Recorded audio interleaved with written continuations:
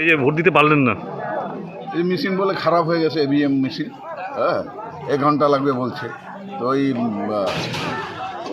স্যারকে বললাম, ওরা বলছে যে হ্যাঁ খবরটা দেওয়া আছে। প্রচুর মানুষ তো লাইনে দাঁড়িয়েছে এই আর গরমের মধ্যে। দাঁড়িয়ে আছে, বসে আছে। আমি ওইটা বললাম এক্সট্রা সময় কি দিবে, ওরা এক্সট্রা সময় দিতে হবে। আপনি কি সেক্টরের সাথে কথা বললেন? বলা দরকার আর কি।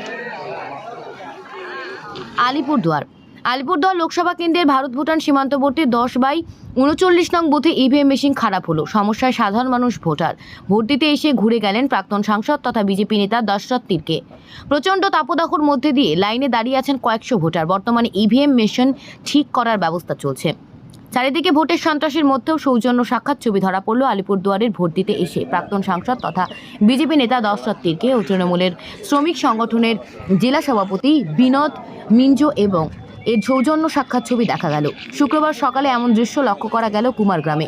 দীর্ঘ সময় নিজেদের মধ্যে আলাপচারিতা করেন দুজন।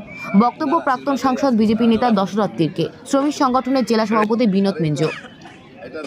বিজেপি নেতা দশরথ তির্কে আপনার সাথে কথা বললো দীর্ঘক্ষণ, কি বলবেন, কি আলোচনা হলো? দেখুন, আমাদের যেই এলাকা, আমরা দীর্ঘদিন ধরে এক জায়গায় বাসাবাস করি। ভোট হচ্ছে, সুষ্ঠুভাবে হচ্ছে। উনি দিদির এক সময় দিদির ভক্ত ছিলেন। আমি সেটাই গল্প করলাম, আপনি তো প্রার্থী ছিলেন এমপির, এইবার জোড়াফুল ফুটবে কিনা। হ্যাঁ, এবার জোড়াফুলের খবর ভালো আছে উনি বললেন। আমার কপাল খারাপ যে আমি এই দলে আছি বলছিলেন। এই কথাই হলো। এই কথা হলো। একজন দেখলাম যে আইএনটিটিউসির তৃণমূলের জেলা সভাপতির সাথে দীর্ঘক্ষণ কথা হলো, কি কথা হলো দাদা? দেখেন, হ্যাঁ আমরা লিডার, তো লিডারের মতনই আছি। হ্যাঁ, আর সবাই তো একসাথে, আমরা বাগানে একসাথে কাজ করি, যে কোনো প্রোগ্রামে একসাথেই থাকি।